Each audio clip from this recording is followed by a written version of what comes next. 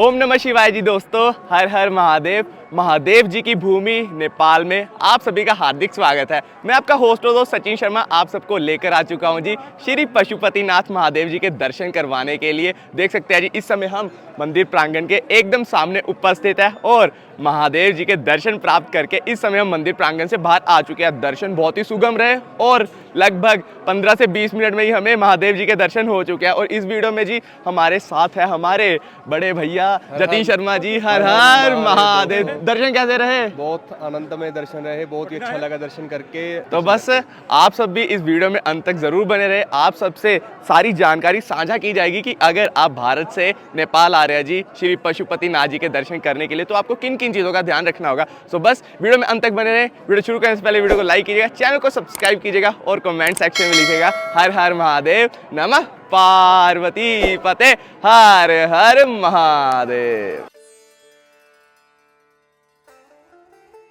पशुपतिनाथ मंदिर नेपाल की राजधानी काठमांडू से 3 किलोमीटर उत्तर पश्चिम में बागमती नदी के किनारे देवपाटन गांव में स्थित एक हिंदू मंदिर है। नेपाल के एक धर्मनिरपेक्ष राष्ट्र बनने से पहले ये मंदिर राष्ट्रीय देवता भगवान पशुपतिनाथ का मुख्य निवास स्थान माना जाता था। ये मंदिर यूनेस्को विश्व सांस्कृतिक विरासत स्थल की सूची में भी सूचीबद्ध है।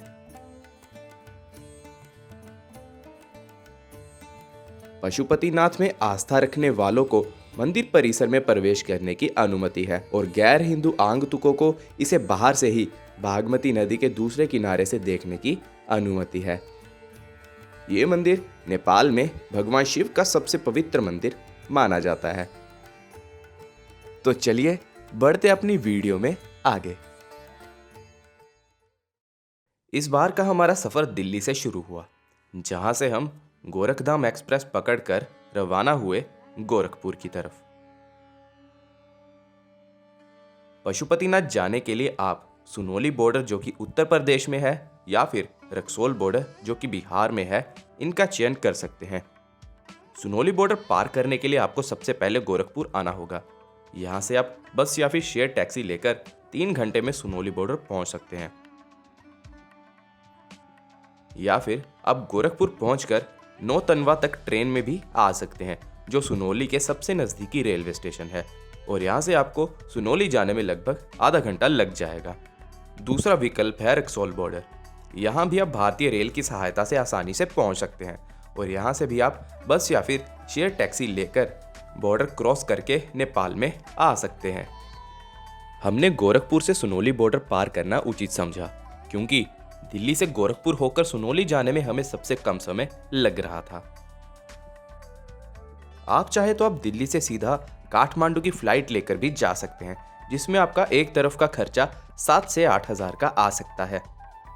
Very good morning guys from Gorakhpur.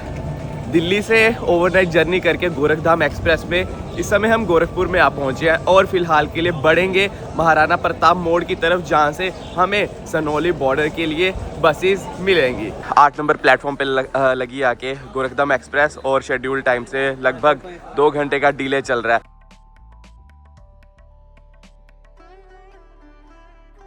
Gorakhpur पहुंचकर हम बढ़ दिए रेलवे स्टेशन से बाहर बने महाराणा प्रताप चौराहे की तरफ, जहां से आपको निरंतर सुनोली जाने की बसें और शेयर टैक्सी मिलती रहती है। रेलवे स्टेशन के बाहर आपको महाराणा प्रताप जी का ये चौराहा दिखाई देता है, जहां से आपको सुनोली जाने की बसें मिलती रहती है और अगर आप चाहें तो आपको यहाँ से टैक्सी भी मिल जाती है। टैक्सी का जो ये बेस फेयर बताते हैं पर सीट का 500-600 बताएंगे, लेकिन आप बार्गेन कर सकते हो। वही 250, 300, 350, 400 रुपये में आप सुनोली बॉर्डर तक आराम से टैक्सी में भी पहुंच सकते हो। अब हम देखते हैं कि हमें कन्वीनियंट का क्या लगेगा, टैक्सी लगेगी या फिर बस। तो उसी में बैठकर हम बढ़ेंगे सुनोली बॉर्डर की तरफ। गोरखपुर से सुनोली शेयर टैक्सी में आपसे 500 से 600 रुपया मांगा जाएगा, लेकिन बार्गेन करने पर 250 से 300 रुपये देकर आप आराम से गोरखपुर से सुनोली बॉर्डर पहुंच सकते हैं और बस में केवल आप 150 रुपये देकर ही सुनोली जा सकते हैं। हम भी 300 रुपये प्रति व्यक्ति के हिसाब से शेयर टैक्सी में बैठकर चल दिए सुनोली बॉर्डर की तरफ और लगभग 3 घंटे में हम सुनोली बॉर्डर के पास आ पहुंचे। तो जी बॉर्डर से लगभग आधा किलोमीटर पहले हमें गाड़ी वाले ने उतार दिया है। यहाँ से आप रिक्शा लेके भी जा सकते हैं और अगर चाहे तो आप पैदल भी जा सकते हैं। हम यहाँ से पैदल चलते हैं जी आगे की ओर।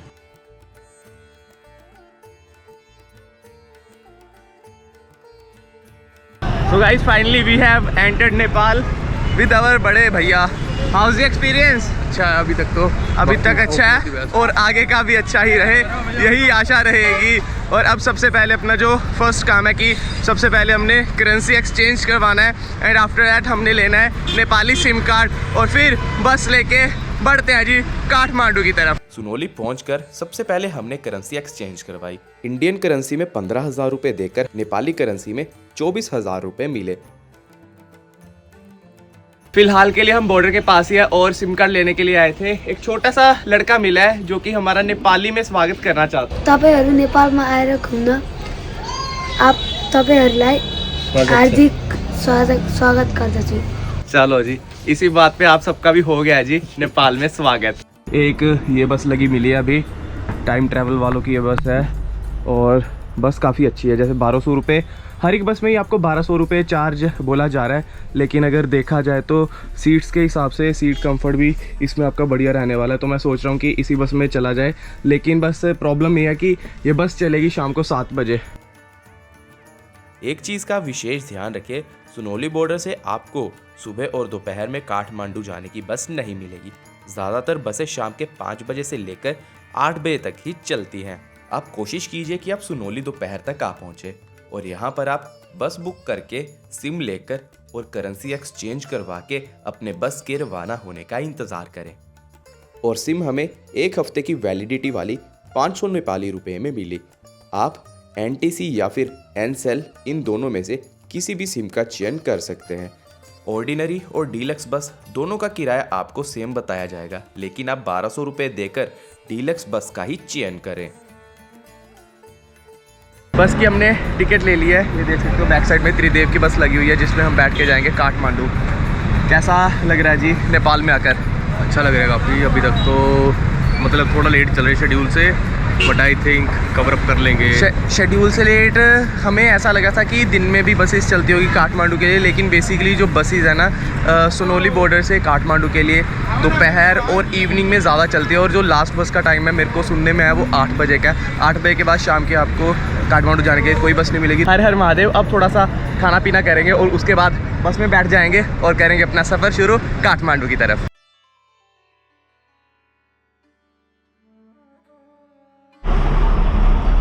चलो जी, फाइनली भगवान का नाम लेकर हमारी बस चल पड़ी है जी शाम के 6:30 बजे। और अब आपको कनेक्ट करते हैं जी, ऑल ओवर दी सारी जर्नी दिखाते हैं काठमांडू तक। सुनोली से काठमांडू का ये सफ़र 12 से 13 घंटों का रहता है, जिसका शुल्क आपको 1200 नेपाली रुपए देना होता है।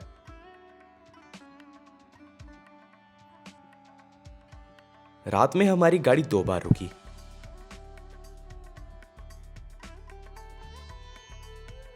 पहली बार खाना खाने के लिए कहीं पहाड़ों में अपने रेगुलर स्टॉप पर, जहां हमने खाने का आनंद उठाया, और दूसरी बार रात के 2:30 बजे चाय पानी पीने के लिए। सुनोली बॉर्डर से लेकर काठमांडू तक का ये सफ़र हमने त्रिदेव बस में शुरू किया। बस का स्टाफ काफ़ी फ्रेंडली होने के कारण हमें अपने सफ़र में कोई भी दिक्कत या परेशानी का सामना नहीं करना पड़ा और लगभग सुबह के 7:30 बजे हम आ पहुंचते हैं काठमांडू के बस स्टैंड पर। तो जी सुबह सुबह हमें हमारी बस ने ड्रॉप कर दिया जी बस पार्क पे और यहाँ से हम अभी मंदिर की तरफ मूव करेंगे। बस पार्क से हमने ये लोकल बस ले लिया है जो कि हमें गौशाला चौक में उतारेगी और गौशाला चौक से वॉकिंग डिस्टेंस है जी पशुपतिनाथ मंदिर का। अगर आप लोकल बस नहीं लेकर जाना चाहते तो आप यहाँ पर नेपाल में एंटर करते ही एक पथाओ ऐप है जी, वो कर सकते हो, जो कि आपको यहाँ पर लोकल टैक्सी वगैरह के लिए, बाइक्स वगैरह के लिए हेल्प करती है। जैसे हमारे इंडिया में ओला उबर चलता है तो यहाँ पे चलता है जी पथाओ। अगर आप चाहो तो आप पथाओ भी इंस्टॉल कर सकते हो। काठमांडू पहुंचकर लोग रहने के लिए 2 जगह को प्रेफरेंस देते हैं। नंबर 1 थामिल, जो अपने बढ़िया होटल्स, क्लब्स और पार्टीज के लिए बहुत मशहूर है, और नंबर 2 गौशाला, जहां पर पशुपतिनाथ जी का पवित्र मंदिर स्थापित है। जो लोग घर से केवल दर्शनों की अभिलाषा लेकर निकल रहे हैं, उनसे मेरा आग्रह रहेगा कि वे सीधा गौशाला आ जाएं।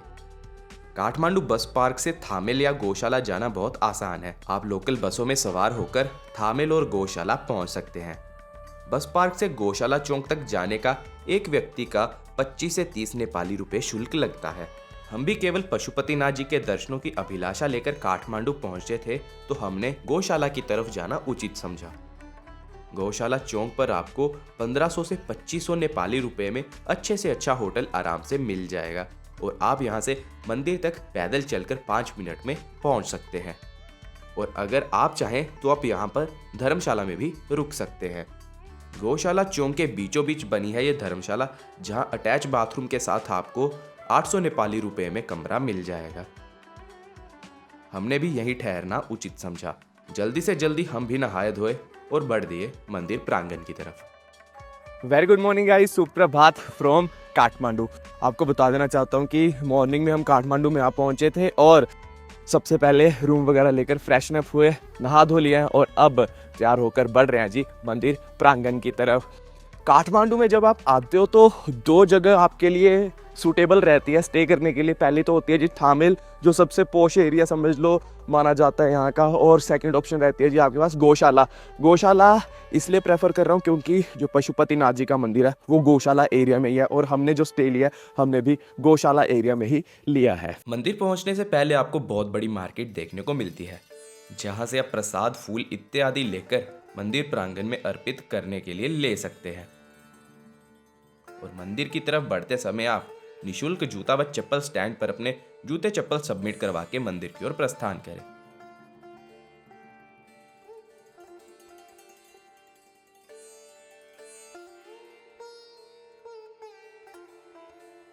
प्रसाद ले लिया है, बड़े भैया जी के हाथों में प्रसाद हमने थमा दिया है और प्रस्थान कर रहे हैं जी भगवान शंकर जी के दर्शन प्राप्त करने के लिए। हर हर महादेव।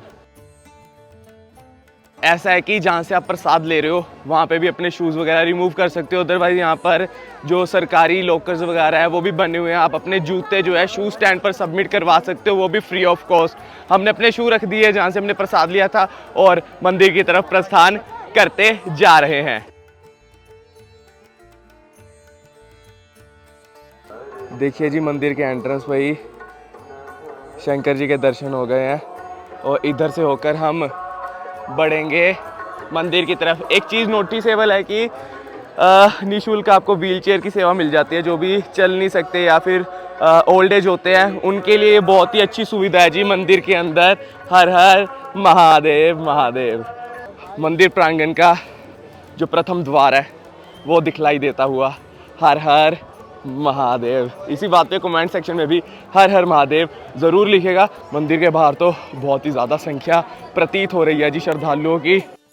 तो चलिए जी भक्तों, सबसे पहले श्री पशुपतिनाथ जी के दर्शन प्राप्त करके आते हैं और सारी आपको महत्वता बताते हैं जी इस बहुत ही अद्भुत मंदिर के बारे में। यहाँ से अगर आप दरवाजे से अंदर देख पा रहे होंगे तो आपको नंदी जी के दर्शन हो रहे हैं जी और नंदी जी के बिल्कुल सामने विराजे हुए हैं जी हमारे भगवान शिव। अंदर तो कैमरा मोबाइल फोन्स बिल्कुल भी अलाउड नहीं है तो शूट नहीं हो पाएगा अंदर।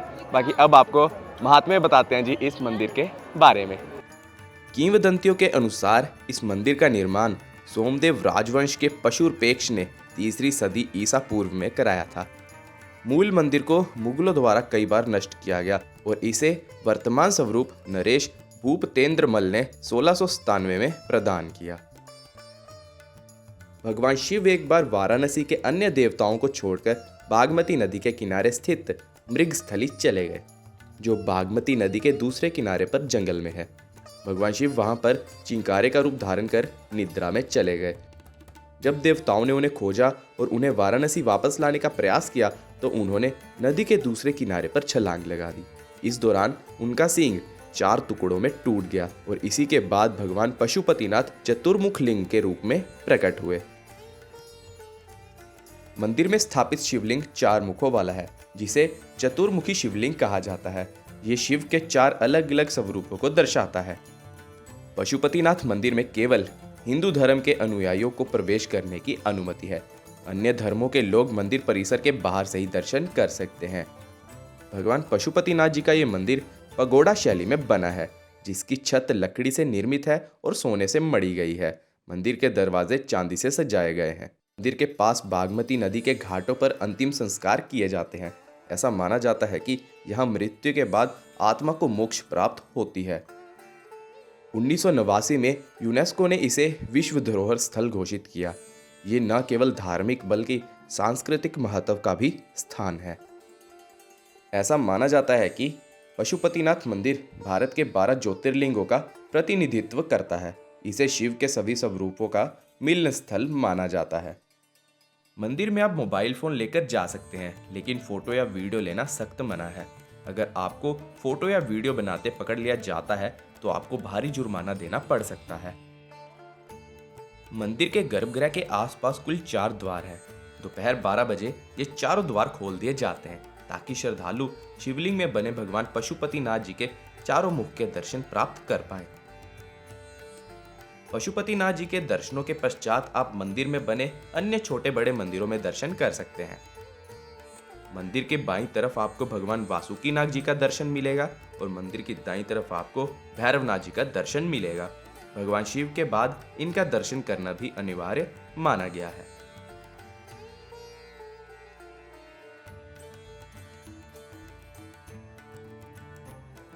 भारत के उत्तराखंड राज्य में स्थित प्रसिद्ध केदारनाथ मंदिर की किंवदंती के अनुसार पांडवों को स्वर्ग प्रायन के समय भैंसे के रूप में भगवान शिव ने दर्शन दिए थे, जो बाद में धरती में समा गए, लेकिन भीम ने उनका कुबड़ पकड़ लिया था।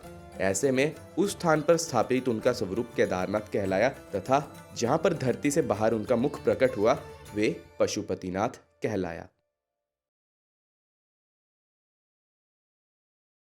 तो जी फाइनली महादेव जी के दर्शन प्राप्त करके इस समय मंदिर प्रांगण से बाहर आ चुके हैं। दर्शनों का जो सौभाग्य मिला है क्या बताऊं, दर्शन बहुत ही अद्भुत रहे महादेव जी के, और दर्शन करने में जो हमें समय लगा है केवल 15 से 20 मिनट में महादेव जी के हमने दर्शन प्राप्त कर लिया है। साथ में बड़े भैया कैसा रहा जी एक्सपीरियंस महादेव जी के दर्शनों का? दर्शन बहुत ही आनंदमय हुए। हमें शिव जी के जो शिवलिंग था उनके चारों द्वार से दर्शन किए, क्योंकि जब हमने पहली बार दर्शन किए उसके बाद 10 मिनट के अंदर ही चारों द्वार ओपन हो गए, तो हमें सौभाग्य प्राप्त हुआ। थोड़ा सा डिटेल में बताना चाहूँगा कि अगर आप 11, साढ़े 11, 12 बजे तक आते हो ना, तो आपको केवल फ्रंट द्वार से ही दर्शन होते हैं। केवल आपको 1 या 2 मुख दिखते हैं। 12 बजे के बाद सारे द्वार खोल दिए जाते हैं। जो 4 द्वार है मंदिर के वो चारों खोल दिए जाते हैं और आप परिक्रमा करते हुए महादेव जी के हर एक मुख के दर्शन कर सकते हैं। और दर्शनों का क्या बताऊं, एक्सपीरियंस बहुत ही ज़्यादा अद्भुत रहा, अलौकिक अनुभव रहा। हालांकि मंदिर के अंदर तो कैमरा या मोबाइल फोन्स अलाउड नहीं है, हाँ, लेकिन एक चीज़ बताना चाहूँगा कि आप फ़ोन और कैमरा अपनी पॉकेट में डाल के अंदर तक लेके जा सकते हो, लेकिन आप बाहर मत निकालिएगा, अदरवाइज आपको हैवी फाइन देना पड़ सकता है मंदिर प्रांगण के अंदर ही। तो बस इसी बात पे कमेंट सेक्शन में लिख दीजिए हर हर महादेव, बोलिए श्री पशुपतिनाथ महादेव की जय। बाकी देख सकते हैं जी, समय की अगर बात करें 2 बजने वाले हैं और 2 बजे दोपहर में मंदिर बंद हो जाता है जी। 2 से 5 बजे तक मंदिर बंद रहता है और फिर 5 बजे के बाद ही मंदिर खुलता है। और जो आप संख्या देख सकते हो इस समय बहुत कम हो चुकी है। जब हम मंदिर में आए थे तो ये सारा खचाखच पैक पड़ा था, बहुत सारे श्रद्धालु थे यहाँ पे, लेकिन जैसे जैसे समय बीतता जा रहा है वैसे वैसे ये जो फ्रंट वाला प्रांगण है, मंदिर के द्वार के सामने वाला जो प्रांगण है, यहाँ से श्रद्धालु कम होते जा रहे हैं और यहीं तक आप अपना मोबाइल फ़ोन से फोटोग्राफी वगैरह कर सकते हो, वीडियोग्राफी वगैरह कर सकते हो। अंदर आप बिल्कुल भी वीडियोग्राफी अलाउड नहीं है, फोटोग्राफी अलाउड नहीं है। बाकी देख सकते हैं जी कितना भव्य द्वार है और ये आप ताज़ा दृश्य देख रहे हो जी मंदिर प्रांगण के बाहर से। हर हर महादेव। तो अगर आप कोई स्पेशल पूजा वगैरह करवाना चाहते हैं तो मंदिर के आप सामने ही आपको ये प्रांगण दिखता है, जहाँ पे आप पूजा अर्चना भी करवा सकते हैं और उसके पश्चात मंदिर में भोलेनाथ के दर्शनों हेतु प्रस्थान कर सकते हैं। मंदिर के अंदर तो फ़ोन अलाउड नहीं है, लेकिन मैं आप सबको मंदिर का शिखर दर्शन बाहर से ही करवाता हूँ अगली क्लिप में। ये आप शिखर दर्शन कर सकते हैं जी पशुपतिनाथ मंदिर के। कहते हैं शिखर दर्शनम पाप नाशनम। तो बस इसी के साथ आप भी शिखर दर्शन कीजिए घर बैठे ही और कमेंट सेक्शन में हर हर महादेव का जय घोष ज़रूर कीजिएगा।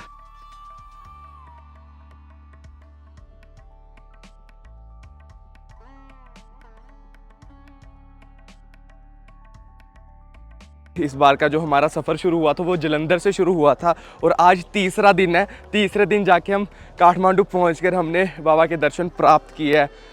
अगर आप सब इस सफ़र को नहीं करना चाहते जो 2-2.5 दिन का सफ़र रहता है, तो आप दिल्ली से डायरेक्ट फ़्लाइट्स पकड़ सकते हैं काठमांडू की, और मंदिर के लगभग 2 किलोमीटर दूर ही आपको जो काठमांडू का एयरपोर्ट है वो मिल जाता है। तो अगर आप थोड़ा टाइम सेविंग करना चाहते हो तो आप फ़्लाइट से आ सकते हो। अगर बजट का दिक्कत है तो आप ट्रेन से आ सकते हो। आपको न्यू दिल्ली से बहुत सी ट्रेन्स मिलती है रक्सौल या फिर गोरखपुर आने की, और फिर आप बॉर्डर क्रॉस करके काठमांडू ईजिली पहुँच सकते हैं।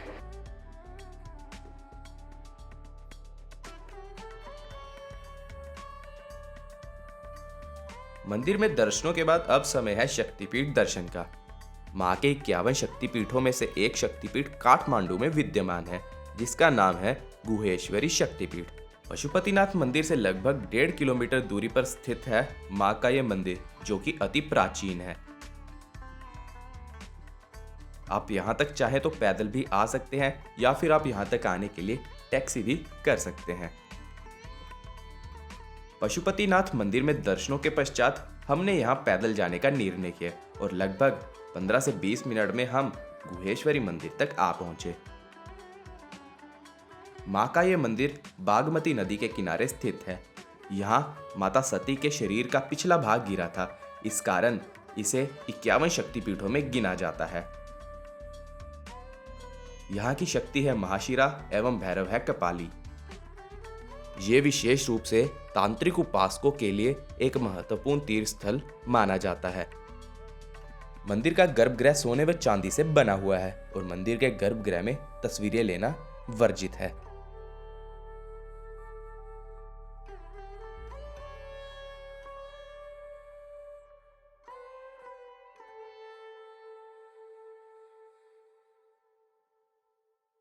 शाम होते ही एक बार फिर से हम आ पहुंचे मंदिर प्रांगण के पास, क्योंकि कुछ ही देर में शुरू होने वाली है जी शाम की भव्य आरती, जो कि पशुपतिनाथ मंदिर के बैक साइड में होती है। तो चलिए अब आपको भी पशुपतिनाथ जी की आरती दिखाते हैं।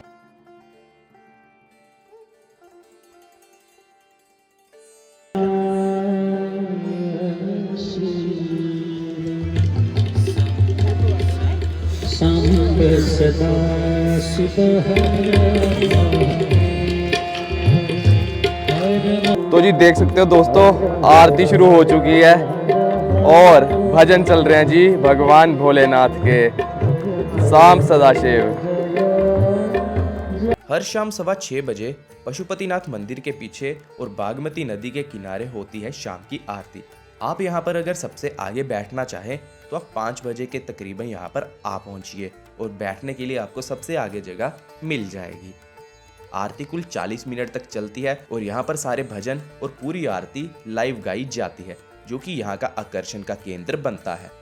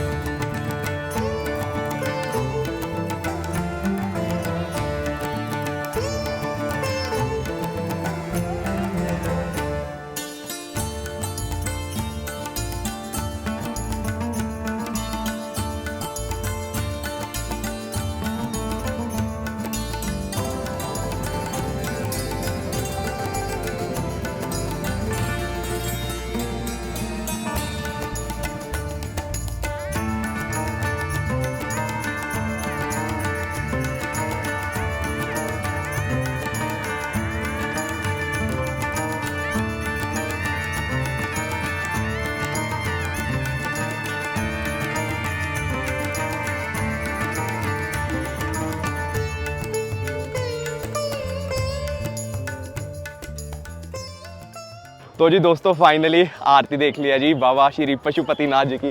कैसा रहा अनुभव? बहुत अच्छा एक्सपीरियंस रहा। सेम टू सेम जैसे बाकी तीर्थस्थलों में होती है पूजा, पूरी प्रॉपर आरती वैसे हो रही थी जैसे काशी हो गया, हरिद्वार हो गया। बस एक चीज़ है कि यहाँ पे लाइव परफॉर्मेंस होती है, जैसे शिव पंचाक्षर भी गाया जाता है, भजन चलते हैं, वो सारे लाइव परफॉर्म किए जाते हैं। ऐसा फील कहीं कहीं आता है। तो कि अगर आप आगे बैठना चाहो आरती के दौरान, मेक श्योर आप कम से कम 1 घंटा पहले यहाँ पर पहुँच जाए, बागमती नदी के सामने, मतलब जो मंदिर है पशुपतिनाथ जी का, उसके बैक साइड में ही आरती होती है।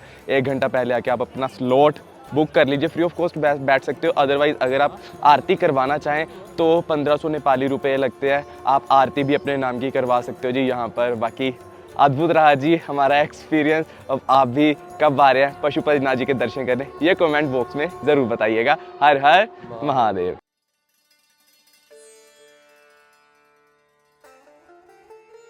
और देख सकते हो जी आरती के पश्चात आपको एक ऐसे पॉइंट पे लेके आप पहुँचे हैं मंदिर के पीछे, जहाँ से आप संपूर्ण मंदिर के दर्शन कर सकते हैं। हर हर महादेव। और रात का जो मंदिर का दृश्य है वो भी बहुत ज़्यादा अलौकिक है। मान्यता अनुसार मंदिर के पीछे बागमती नदी के किनारे लोगों का अंतिम संस्कार भी किया जाता है, जिससे उन्हें मोक्ष की प्राप्ति होती है।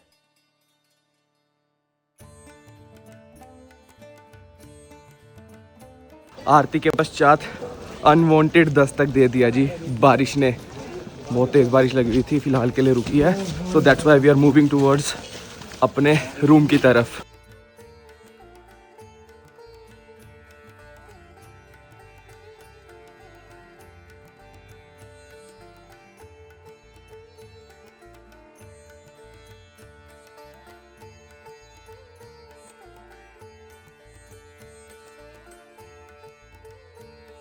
तो जी दोस्तों देख सकते हैं कि बारिश रुक गई है और फिलहाल के लिए हम मंदिर प्रांगण के बाहर उपस्थित हैं।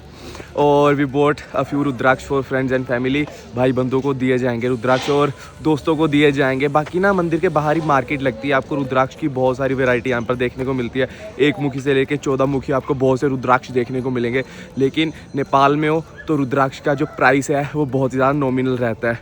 सबसे ज़्यादा कॉमन 5 मुखी होता है। 5 मुखी का रुद्राक्ष आपको नॉर्मल सा आइडिया दे रहा हूँ, 10 रुपये में, नेपाली 10 रुपये में आपको एक पंचमुखी ओरिजिनल रुद्राक्ष मिल जाएगा। तो अगर आप रुद्राक्ष लेना चाहे, आप पशुपतिनाथ आ रहे हो तो रुद्राक्ष लेने की आपकी बेस्ट अपॉर्चुनिटी होने वाली है। और फिलहाल के लिए बढ़ते हैं खाना पीना खाने के लिए और फिर अपना आज का दिन समापन करेंगे।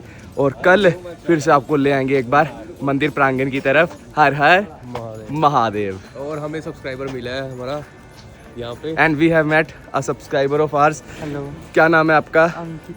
अंकित। तो भाई से बात हो रही थी 2-4 दिनों से कि हम नेपाल में आ रहे हैं, तो इसने बहुत अच्छा गाइड किया और आरती हम सब ने साथ में अटेंड की और बहुत अच्छा लगा मिलके। हर हर महादेव। रात होते ही हमने खाने में नेपाली फूड यानी कि थुप्पा और झोल मोमो ट्राई किए और इसके पश्चात आ पहुंचते हैं हम अपनी धर्मशाला में सोने के लिए।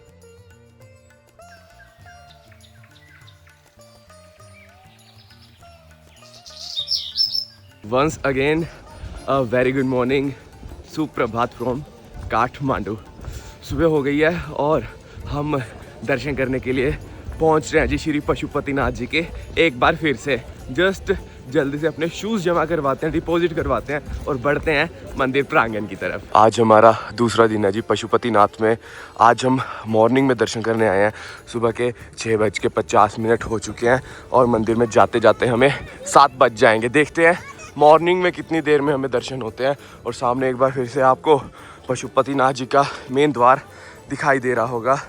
हर हर महादेव। आज हमारा काठमांडू में आखिरी दिन था, तो सोचा क्यों ना जाने से पहले भगवान शिव का आशीर्वाद एक बार फिर से ले लिया जाए। सुबह सुबह भीड़ कम होने के कारण केवल 15 मिनट में हमें दर्शन प्राप्त हो गए।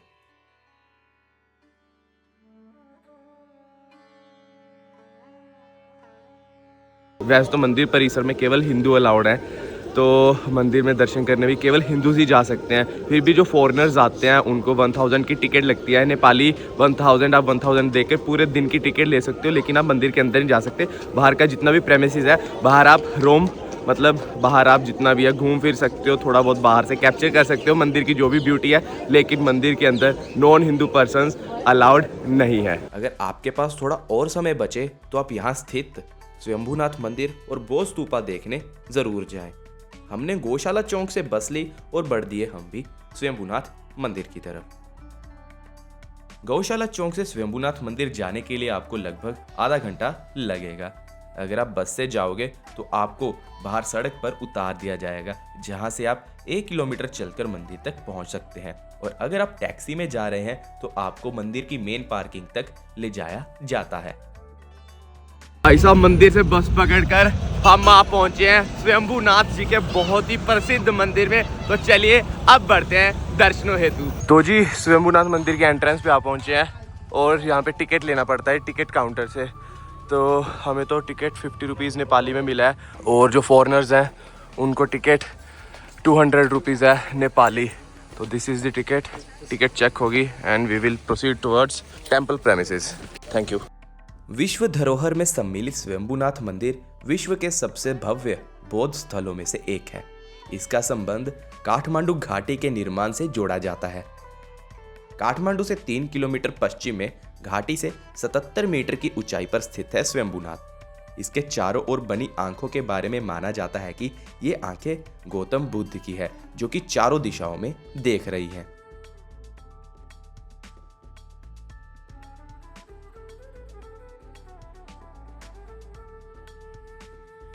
लगभग 100 सीढ़ियां चढ़कर आप ऊपर मंदिर तक आ पहुंचते हैं। मंदिर के आसपास देखने के लिए यहाँ पर बहुत अच्छी मार्केट है और बहुत से छोटे बड़े मंदिर आपको देखने को मिलेंगे। यहाँ पर आपको आरती माँ एवं बुद्ध जी के दर्शन होते हैं। लोग अक्सर यहाँ पर सूर्यास्त के समय आना पसंद करते हैं। और मंदिर के दूसरे सिरे पर विद्यमान है माँ सरस्वती जी। यहाँ पर आकर आप माँ का दर्शन प्राप्त करें और यहाँ से आप काठमांडू शहर का बेहद ही खूबसूरत चित्र देख सकते हैं।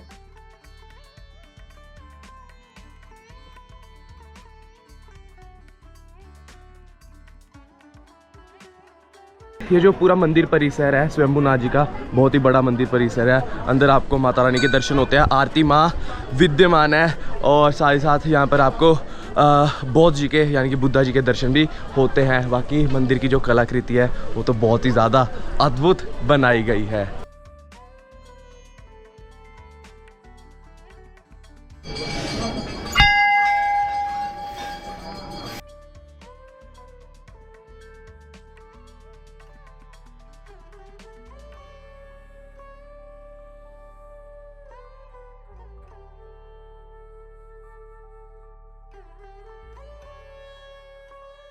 मंदिर का ये जो पूरा क्षेत्र है, इसे पूरे क्षेत्र को स्वयंभूनाथ कहा जाता है। शुरुआत में मेरे को लगा था कि स्वयंभूनाथ जैसे नाम है तो होपफुली शिव जी का मंदिर होगा, लेकिन अंदर आपको माता रानी के दर्शन होते हैं और साथ ही साथ आपको बौद्ध जी के दर्शन होते हैं, बुद्धा जी के। स्वयंभूनाथ में दर्शनों के पश्चात आप आ जाइए बौद्ध स्तूपा देखने के लिए। बौद्ध स्तूपा जाने के लिए आप लोकल बस या फिर टैक्सी लेकर यहाँ पर आराम से पहुँच सकते हैं। यहाँ अंदर जाने के लिए आपको 200 नेपाली रुपए की टूरिस्ट टिकट लेनी पड़ेगी। बौद्धनाथ काठमांडू के पूर्वी भाग में स्थित प्रसिद्ध बौद्ध स्तूपा तथा तीर्थ स्थल है। ऐसा माना जाता है कि यह विश्व के सबसे बड़े स्तूपा में से एक है। 1989 से ये एक यूनेस्को विश्व धरोहर स्थल है। स्वयंभूनाथ के साथ साथ ये काठमांडू क्षेत्र में बने सबसे लोकप्रिय पर्यटक स्थलों में से एक है। बौद्ध स्तूपा 36 मीटर ऊंचा है और कला का सुंदर उदाहरण प्रस्तुत करता है। इस स्तूपा के बारे में माना जाता है कि इसका निर्माण जब किया जा रहा था तब क्षेत्र में भयंकर अकाल पड़ गया, इसीलिए पानी न मिलने के कारण ओस की बूंदों से इसका निर्माण किया गया। बुद्धनाथ पंथ के अनुयायी होने के कारण इस स्थल का नाम बौद्धनाथ रखा गया, जो कि अब बौद्ध धर्म का माना जाता है। बाकी यार एक चीज़ है कि चाहे आप स्वयंभूनाथ जा रहे हो चाहे आप बौद्ध स्तूपा आ रहे हो, आपको लगभग हर एक लोकेशन के लिए 2 से 3 घंटे मिनिमल चाहिए, क्योंकि लोकेशन बहुत बड़ी बड़ी है जहाँ पे आप घूमोगे, एक्सप्लोर कर पाओगे और फोटोग्राफी भी कर पाओगे यहाँ पर आकर।